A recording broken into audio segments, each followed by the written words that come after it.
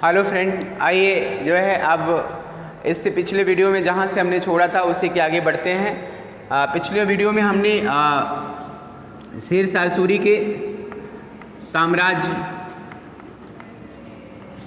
स्थापना के लिए संघर्ष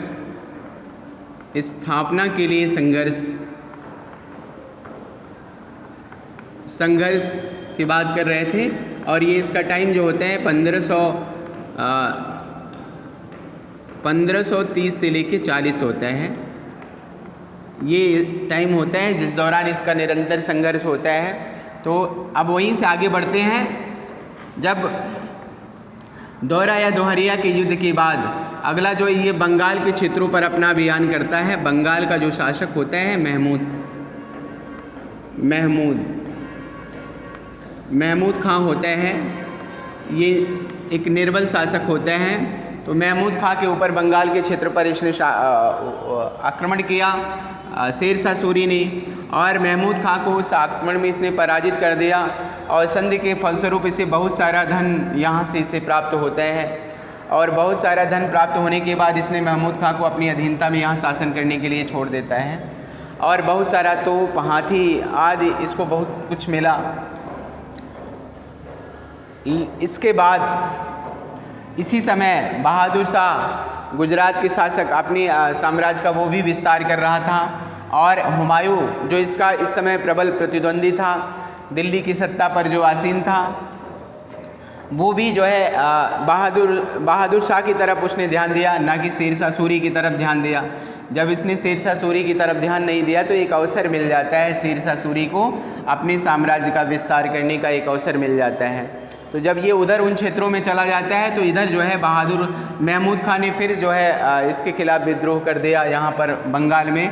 और इसके विद्रोह को फिर से दबाने के लिए ये बंगाल में जाता है। और जब ये बंगाल में जाता है तभी जो है इसकी गतिविधियों के बारे में हुमायूं को खबर होती है। तो हुमायूं जो है वहाँ से वापस आता है। वापस आने के बाद इसने चुनार पर फिर जो है आक्रमण किया। और वो समय होता है लगभग 1537-38। इसी समय हुमायूं ने चुनारगढ़ के किले पर पुनः आक्रमण कर दिया।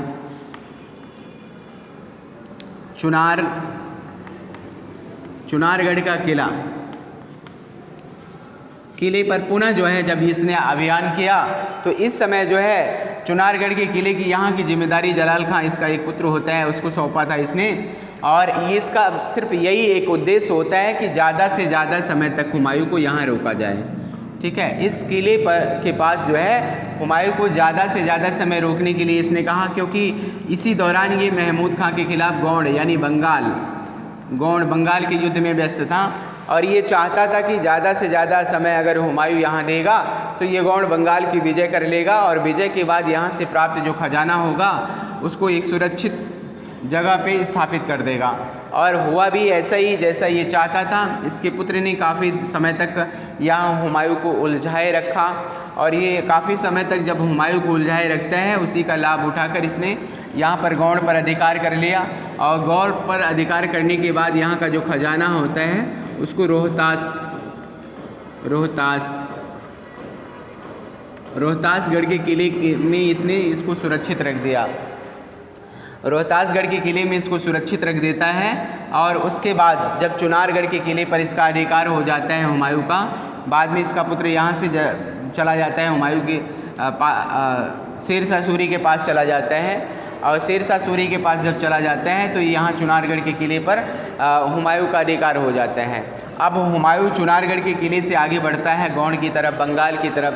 जब हुमायूं बंगाल की तरफ आगे बढ़ता है तो यहाँ पर शेरशाह सूरी इन क्षेत्रों को छोड़कर, चूँकि उसने ऑलरेडी पहले ही गौड़ की विजय करके यहाँ के खजाना को रोहतासगढ़ के किले में शिफ्ट कर दिया था, और इसलिए यहाँ के क्षेत्रों को ये छोड़कर यहाँ से चला जाता है। जब शेरशाह सूरी इन क्षेत्रों को चला जाता है तो हुमायूं बड़ी सरलतापूर्वक जो है गौड़ बंगाल पर अपना अधिकार कर लेता है। तो जब बड़ी सरलतापूर्वक इसने गौड़ या बंगाल पर अपना अधिकार कर लिया तो काफ़ी एक लंबे समय तक उसने गौड़ बंगाल में जो है आमोद प्रमोद में व्यस्त रहा। यहाँ पर खूब आनंद और एंजॉय करने लगा। यही हुमायूं की एक बड़ी भूल हो जाती है। जब यहाँ जिस समय ये आनंद और में मग्न था, आनंद में अपना समय व्यतीत कर रहा था, और उसी दौरान इधर शेरशाह सूरी अपनी शक्ति का विस्तार कर रहा था। और शेरशाह सूरी जो है इसके वापस आने के मार्ग को अवरुद्ध करना चाहता था और वहाँ पर अफ़गानों की इसने नियुक्ति कर दी। और इसी समय हुमायूं को ये खबर मिलती है कि आगरा में इसके भाई हिंदाल ने विद्रोह कर दिया है। आगरा, ठीक है, आगरा में इसके भाई हिंदाल ने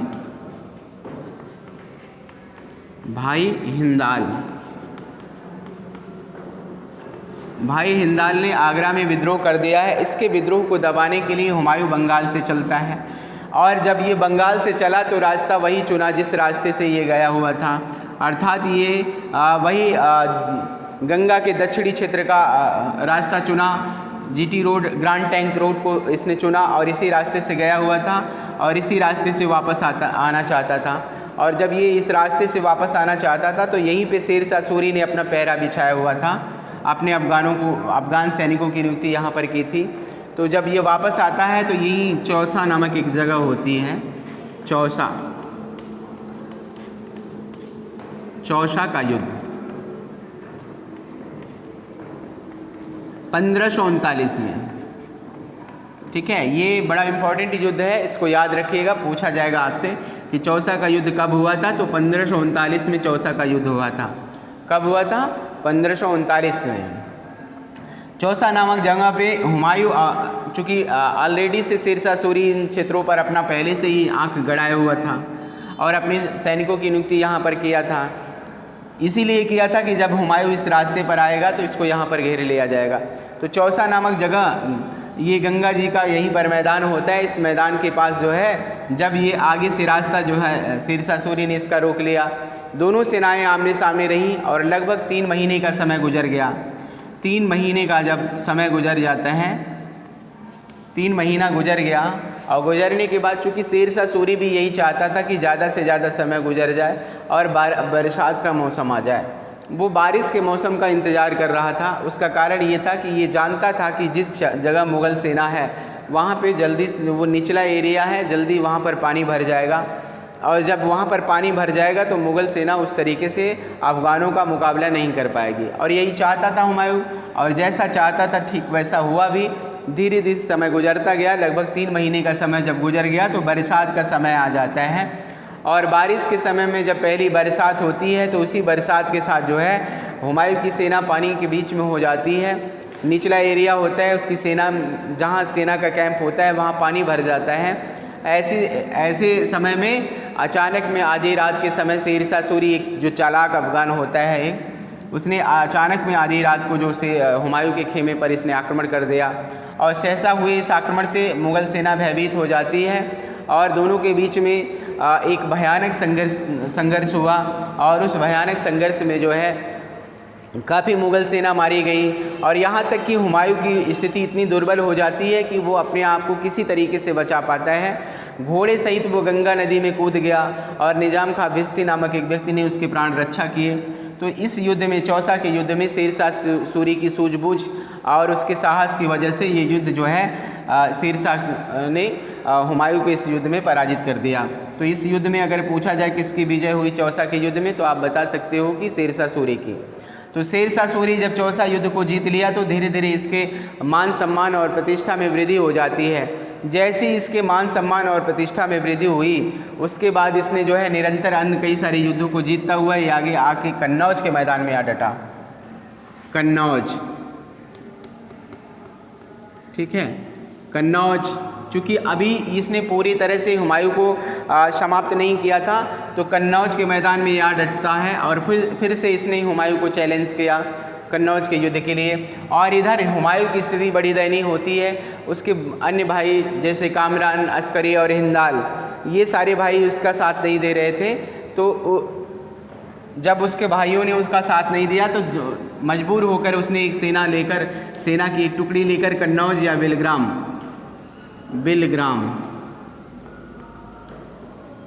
कन्नौज या बेलग्राम के युद्ध में ये हुमायूं के सामने आ डटा और ये युद्ध होता है 1540 में।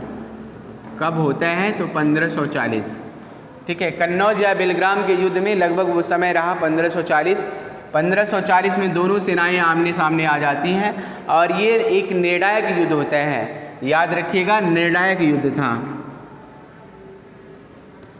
निर्णायक। ये एक निर्णायक युद्ध होता है और इसी युद्ध में जो है हुमायूं पूरी तरह से पराजित हो जाता है और पराजित होने के बाद इसी युद्ध के बाद शेरशाह सूरी जो है दिल्ली की सत्ता प्राप्त कर लेते हैं। तो ये भी आपसे पूछा जा सकता है कि किस युद्ध के बाद हुमायूं को शेरशाह सूरी को दिल्ली की सत्ता प्राप्त होती है। कन्नौज या बिलग्राम युद्ध के पश्चात दिल्ली की सत्ता पर आसीन हुआ शेरशाह सूरी और सूर्य वंश की स्थापना करी। सूर्य वंश, ठीक है, तो यहाँ से सूर्य वंश की शुरुआत हो जाएगी, यानी इसके शासन का जो समय होगा वो 1540 हो जाएगा। अभी तक तो इसके संघर्षों में ये समय गुजरा है और यहाँ से हुमायूं निर्वासित हो जाता है, ठीक है। तो ये 1540 से लेकर लगभग 1545 तक ये शासन करता है शेरशाह सूरी। अब इसके साम्राज्य विस्तार में आगे देखते हैं किसके किसके साथ इसने युद्ध किया, इन युद्धों के बारे में चर्चा करते हैं। आइए आगे देखते हैं। जब शेरशाह सूरी ने हुमायूं को कन्नौज या बिलग्राम के युद्ध में पराजित कर दिया, उसके बाद ये आगरा और दिल्ली पर इसका अधिकार हो जाता है। आगरा प्लस दिल्ली, आगरा और दिल्ली पर इसका अधिकार हो जाता है शेरशाह सूरी का। और यहाँ से शेरशाह सूरी एक समुन्नत व्यवस्था स्थापित करना चाहता था और ताकि जो है मुग़ल पुनः दोबारा इन क्षेत्रों पे अधिकार न कर पाएँ। और इसकी सुदृढ़ व्यवस्था करने के लिए खवास खां और अपने पुत्र कुतुब खां,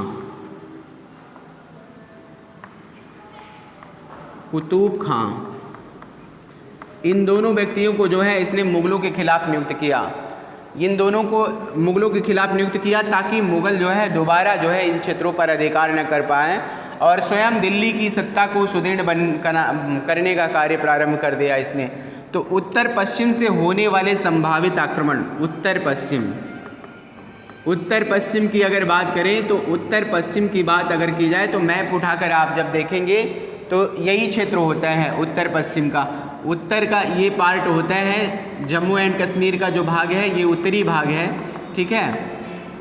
जब आप इंडिया का मैप उठाएंगे तो ये आपको नज़र आएगा और यहाँ से सटा हुआ भाग ये पाकिस्तान होता है और ये अफ़गानिस्तान होता है, इधर ईरान इराक वगैरह होते हैं। तो ये यही क्षेत्र होते हैं, ठीक है। तो इन क्षेत्रों पे ये पश्चिम का भाग होता है और ये उत्तर का भाग होता है। तो उत्तर और पश्चिम ये पूरा एरिया जो संभावित आक्रमण का होता है, यहाँ से जो है संभावित आक्रमण हुआ करते थे और भारी मात्रा में मुग़लों को यहाँ से सपोर्ट भी मिलता था। तो ज़्यादा से ज़्यादा जो है मुग़लों को यहाँ से सपोर्ट, इन क्षेत्रों से जो है मुग़लों को सपोर्ट मिलता था और इसी सपोर्ट को जो है शेरशाह सूरी ये चाहता था कि यहाँ से होने वाले इसको जो सपोर्ट को बंद कर दिया जाए और इसीलिए निरंतर जो है ये मुग़लों को इन क्षेत्रों से बाहर निकालना चाहता था। तो इसने जो है इनके खिलाफ यहाँ खोखर एक जाति हुआ करती थी, खोखर,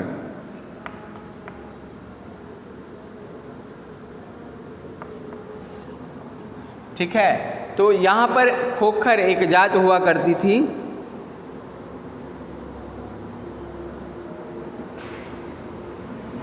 खोखर एक जाति हुआ करती थी और इन खोखरों को यहाँ पे दबाने के लिए ही जो है इसने अभियान किया खोखरों के खिलाफ, ठीक है। ये लड़ाकू प्रवृत्ति के हुआ करते थे खोखर और इनको दबाने के लिए जो है जब इसने इनके खिलाफ यहाँ पर अभियान किया तो इस अभियान में बहुत सारे खोखर मारे जाते हैं, लेकिन पूरी तरह से खोखरों को दबाया नहीं गया, ठीक है। इनको पूरी तरह से समाप्त नहीं किया गया, कुछ क्षण के लिए इनको दबा दिया जाता है क्योंकि खोखर बहुत ज़्यादा मुग़लों के प्रति जो है ये आदर भाव रखते थे। मुग़लों से इनकी जो है बहुत ज़्यादा बनती थी और इसीलिए जो है शेरशाह सूरी चाहता था कि खोखरों का सफाया कर दिया जाए ताकि मुग़लों से यहाँ होने वाली जो भी मदद है उस मदद को पूरी तरह से समाप्त कर दिया जाए। और खोखरों का जब इसने पूरी तरह से यहाँ पर सफाया तो नहीं, लेकिन हाँ ये है कि कुछ समय के लिए खोखर जो है ये बिल्कुल शक्तिहीन हो जाते हैं। इनकी शक्ति को तोड़ने का ये पूरी तरह से समाप्त करने का प्रयास किया, लेकिन पूरी तरह से तोड़ नहीं पाता। फिर भी जो है कुछ समय के लिए ये इन क्षेत्रों पे निष्क्रिय हो जाते हैं। अपनी उत्तर पश्चिम की सीमा की सुरक्षा के लिए शेरशाह ने वहाँ एक दृढ़ किला बनवाया जिसका नाम इसने रोहतासगढ़ का किला रखा और वहाँ पर हैबत खां और खवास खां के नेतृत्व में एक शक्तिशाली अफगान सेना रख दी। ठीक है, उत्तर पश्चिम में जिस किले का निर्माण कराया उसका नाम होता है रोहतासगढ़ का किला, रोहतासगढ़। रोहतासगढ़ के किले का यहाँ पे निर्माण कराता है और किले का निर्माण इसीलिए कराया था कि यहाँ से मुगलों के होने वाले संभावित आक्रमण को रोका जाए, और इसीलिए हैबत खां को यहाँ हैबत खां ये क्षेत्र इसको दे देता है। इसकी देखभाल करने का दायित्व किसका होता है? तो रोहतासगढ़ के किले का उत्तरदायित्व जो है इसने हैबत खां को दे दिया कि हैबत खां इन क्षेत्रों की देखभाल करेगा। खवास खां को भी यहाँ एक शक्तिशाली अफगान सेना के साथ नियुक्त कर दिया जाता है, और यहीं से शेरशाह ने एक भागे हुए राजकुमार की सहायता करके कश्मीर के शासक मिर्ज़ा हैदर को गद्दी से हटाने का प्रयत्न किया, यद्यपि उसे सफलता नहीं मिली।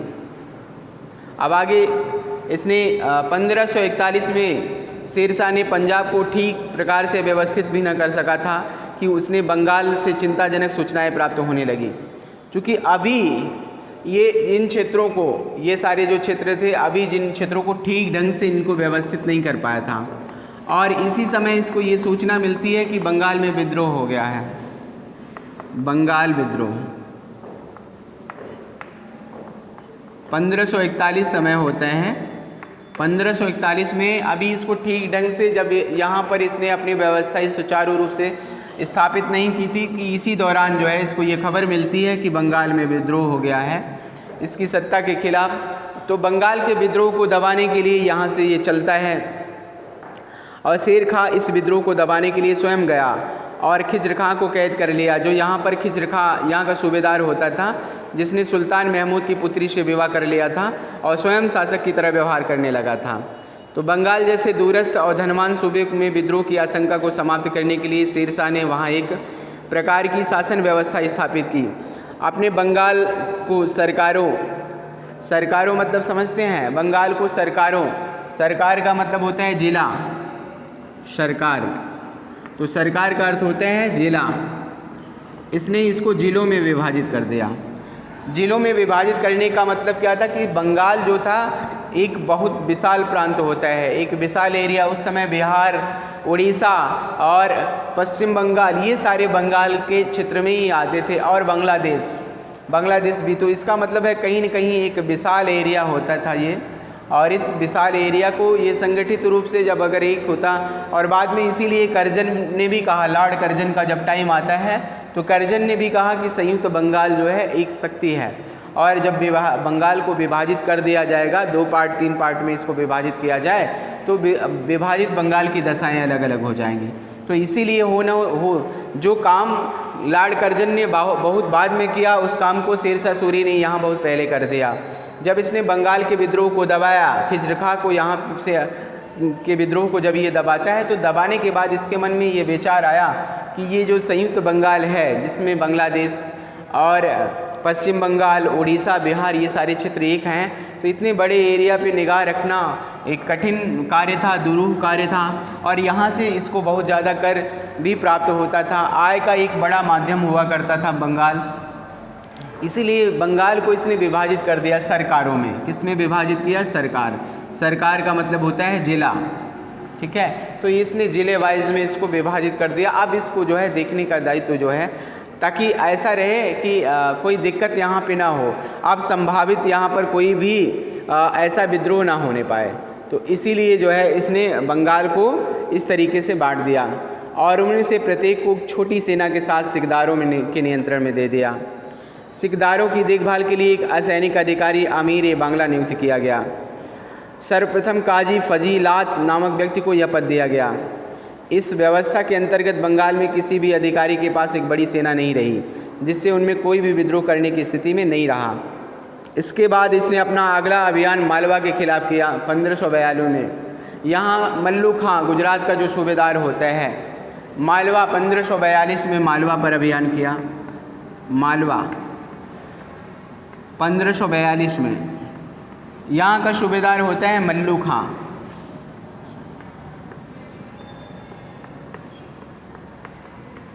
ठीक है, तो यहाँ का मालवा का जो सूबेदार होता है 1542 में इसने मालवा का कि सूबेदार मल्लू खां के खिलाफ इसने अभियान किया, क्योंकि मल्लू खां भी यहाँ पर अपने आप को एज स्वतंत्र रूप से जो है ये व्यवहार करने लगा था, और इसीलिए जो है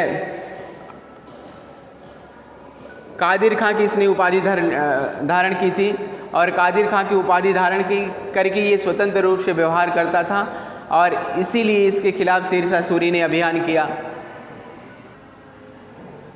आइए देखते हैं मालवा। मालवा यहाँ का जो सूबेदार होते हैं मल्लू खां, ठीक है। बाद में इसने कादिर खां के नाम से एज ए स्वतंत्र शासक के रूप में यहाँ शासन करने लगता है। और मांडू उज्जैन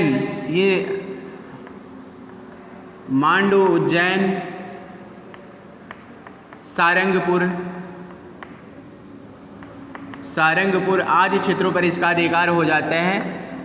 तो इन सारे क्षेत्रों पे एज ए स्वतंत्र शासक के रूप में मल्लू खां यानी कादिर खां की उपाधि धारण करके इसने जब शासन करना प्रारंभ किया, तो कहीं न कहीं शेरशाह सूरी के लिए ये मार्ग और उधक का कार्य करता।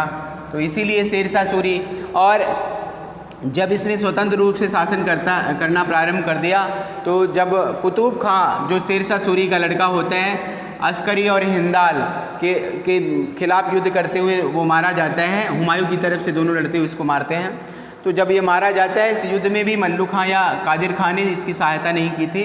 तो ये भी कहीं न कहीं जो है शेरशाह सूरी और इसके बीच टकराव का एक कारण बनता है, और इसीलिए शेरशाह सूरी मल्लू या कादिर खां के खिलाफ इसने अभियान किया। और उसके बाद ये मांडू, उज्जैन, सारंगपुर ये सारा क्षेत्र ये जीत लेता है, और जीतकर शेरशाह सूरी के अधिकार क्षेत्र में ये मांडू, उज्जैन, सारंगपुर का ये सारा क्षेत्र चला जाता है। और बाद में शेरशाह सूरी ने जो है कादिर खां शेरशाह सूरी के डर से भागकर ये सारंगपुर में आ गया।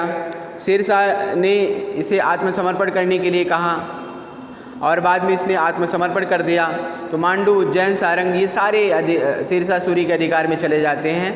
शुजात खां को मालवा का शेरशाह सूरी ने सूबेदार नियुक्त कर दिया। मालवा शुजात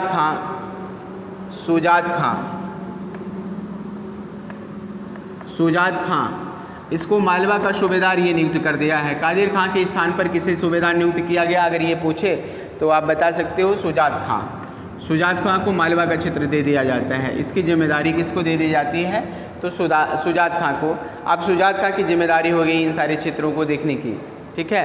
शेरशाह सूरी ने इसे ही नियुक्त किया था, शुजात खां को। और इसके बाद कादिर खां अपनी जान बचाकर गुजरात भाग गया, और वापस आते हुए शेरशाह ने रणथंभौर के किले को भी किले के किलेदार को आत्मसमर्पण करने के लिए बाध्य किया, और यह दृढ़ किला भी शेरशाह को प्राप्त हो गया। मालवा को पुनः जीतने का कादिर खां ने कभी असफल प्रयास नहीं किया। तो ये क्षेत्र जो मालवा है ये अब शेरशाह सूरी के अधिकार क्षेत्र में चला आता है। और मालवा के जीतने के बाद अगला अभियान इसका रायसीन के खिलाफ होता है। रायसीन, पूरनचंद यहाँ का शासक होता है। पूरनचंद एक राजपूत शासक होता है पूरनचंद। तो रायसीन पर इसने अगला अपना अभियान किया। रायसीन में पूरनचंद का शासन होता है। 1543 का ये समय होता है। यहाँ पर ये रायसीन जो है बिहार और पटना ये जो नगर होता है यहाँ के पर इसने एक दृढ़ किला भी बनवाया था। और वहीं से यह समाचार मिला कि रायसीन के राजा पूरनमल ने मुसलमानों पर इतने अत्याचार किए थे कि सम्मानित मुस्लिम परिवारों की स्त्रियों को नाचने गाने का पेशा अपनाने पर विवश होना पड़ा। शेरशाह ने पूरनमल को दंडित करने की शपथ खाई, और कानून गो के अनुसार शेरशाह का रायसीन पर आक्रमण करने का कारण धार्मिक न होकर राजनीतिक था। जबकि कुछ अन्य इतिहासकार कहते हैं कि रायसीन के किले पर शेरशाह का आक्रमण करना एक धार्मिक गतिविधियाँ रहीं, ठीक है, धार्मिक गतिविधियाँ, धार्मिक कारण रहा। चूँकि से कहा जाता है पूरनचंद या पूरनमल, चाहे चंद कह दिए चाहे मल, कोई दिक्कत नहीं, पूरनमल, ठीक है, चंद नहीं मल कह सकते हैं, पूरनमल इसके बारे में ये कहा गया, कुछ इतिहासकारों ने इसके ऊपर दोषारोपण लगाया। उन्होंने कहा कि ये मुस्लिम स्त्रियों को नाचने गाने के लिए विवश कर दिया था और उनकी स्थिति बड़ी ख़राब कर दी थी। कुछ मुस्लिमों की जो उस क्षेत्र में निवास करते थे उनकी भी स्थिति इसने ख़राब कर दी थी और इसी के कारण जो है ये धार्मिक कारण ही रहे जिसके कारण पूरनमल के ऊपर शेरशाह ने आक्रमण किया। ठीक है। और दूसरा कारण कुछ इतिहासकारों ने ये बताया कि ये धार्मिक कारण नहीं बल्कि राजनीतिक कारण थे। ये राजनीतिक कारण से प्रेरित होकर ही शेरशाह सूरी ने पूरनमल के ऊपर आक्रमण किया था। हो न हो जो भी कारण रहे हों, फिर भी शेरशाह सूरी ने रायसीन पर आक्रमण किया था। ठीक है। और पूरनमल, रायसीन और चंदेरी के द्रोण किले जो इसके अधिकार क्षेत्र में हों, जिनका शासन वह अपने बड़े भाई और भाई के छोटे बेटे के नाम से करता था।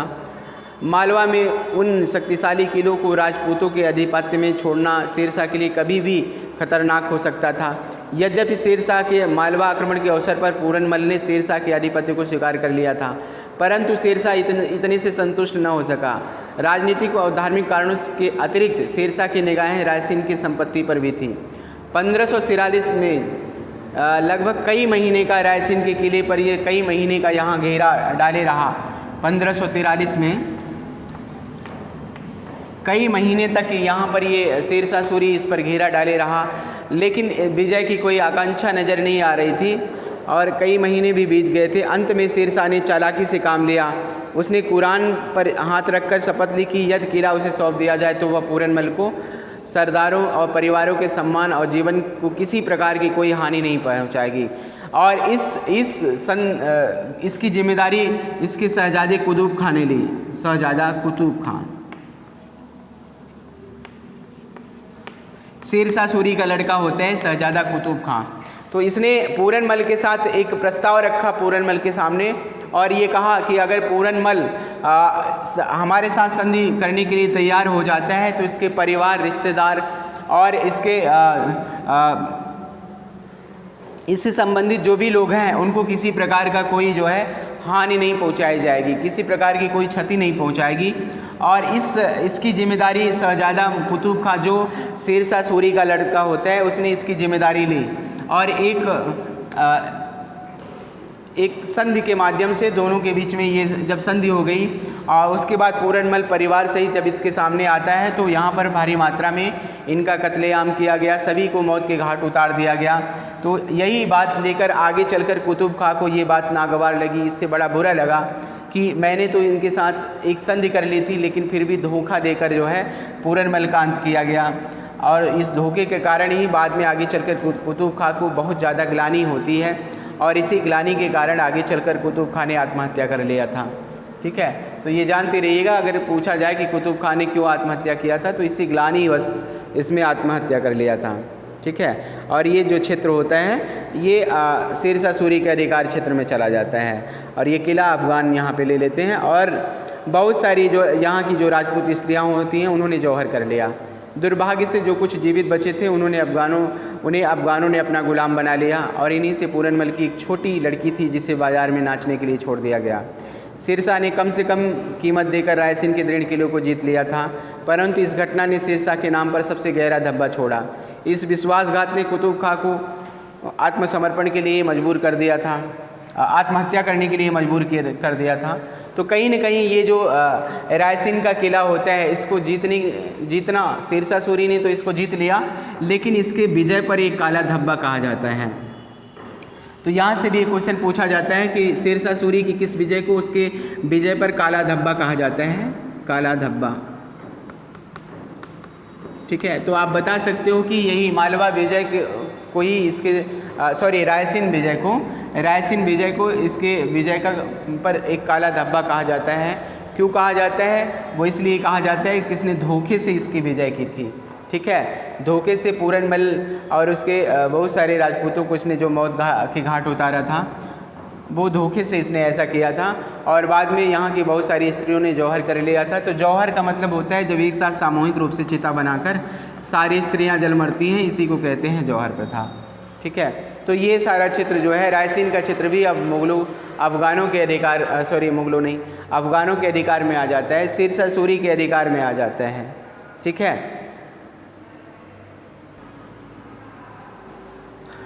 रायसीन को जीतने के बाद इसका अगला अभियान मालवा के खिलाफ होता है और इसने अगला अभियान मालवा के खिलाफ करके मालवा के क्षेत्र को भी ये जीत लेता है। मालवा, हैबत खां को ये पंजाब से बुलाता है, ठीक है, वहाँ पे फतेह खां की नियुक्ति करता है और बाद में जो है इन मालवा के क्षेत्र को भी अपने अधिकार क्षेत्र में कर लेता है। इस तरीके से धीरे धीरे इसने अपने साम्राज्य का विस्तार करना आरंभ कर दिया और इस क्रम में जो है इसने रायसीन, मालवा इन क्षेत्रों को जीत लिया था और जीतकर अपने साम्राज्य में मिला लिया था। तो आज तक इस वीडियो में आज के लिए इतना ही। अब इसके बाद आगे जो बचा हुआ पार्ट है उसको अगले वीडियो में बात करेंगे। धन्यवाद।